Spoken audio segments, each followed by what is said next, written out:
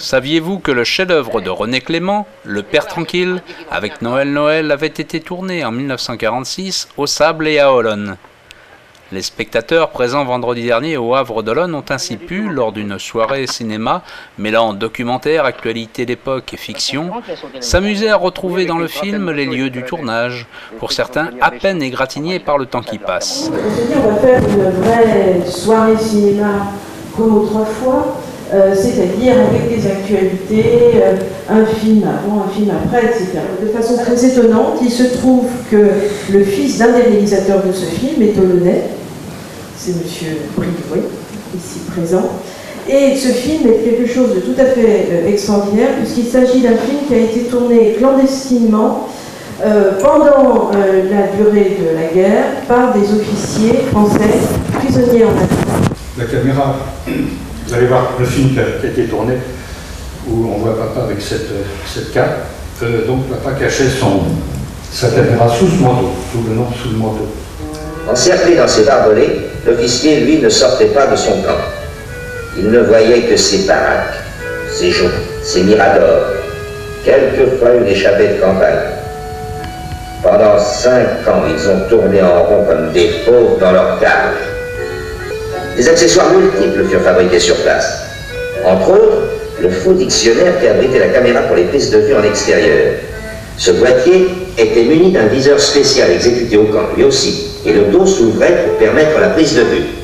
L'opérateur travaillait alors sous l'ample manteau kaki fourni par notre intendance à certaines unités. Et ce soir, c'est un grand moment. Oui, c'est un deuxième grand moment, puisqu'on répète une soirée qui avait eu lieu au mois de novembre de l'année dernière, qui avait eu énormément de succès. La salle était pleine, c'était complet. Et donc, avec Daniel Grelot donc, de Mémoire des Olonnes et la ville d'Olonne-sur-Mer, donc on a décidé de refaire une deuxième séance et il y a presque autant de monde que la première fois. Grâce à Mémoire des Olonnes, on a rencontré un certain nombre de gens qui ont participé, enfin assisté, on va dire, au tournage. Et donc c'est ce que vous allez voir maintenant, avant le film, les témoignages des gens. Et on est allé, on a récupéré les plans du film Le Père Tranquille, et on est photographe, et on est allé refilmer comment c'est maintenant. Ah oui, pour qu'on, les lieux. Voilà, les mêmes lieux. Bon, il y a l'Aubrais, il y a la gare des Sables d'Olonne, il y a tout un tas de lieux, le boulevard de Castelnau, enfin vous verrez, il y a tout un tas de lieux, et quand on met côte à côte les images du Père Tranquille et la réalité d'aujourd'hui, on s'aperçoit que finalement ça n'a pas tellement changé et qu'on retrouve bien finalement.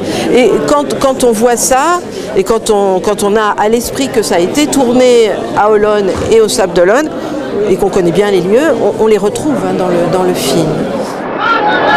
Si la majeure partie du film a été tournée en studio à Paris, la fin du Père Tranquille est remplie de scènes d'extérieur où l'on retrouve notamment l'Aubrais, le Marais ou encore le Bourg d'Olonne.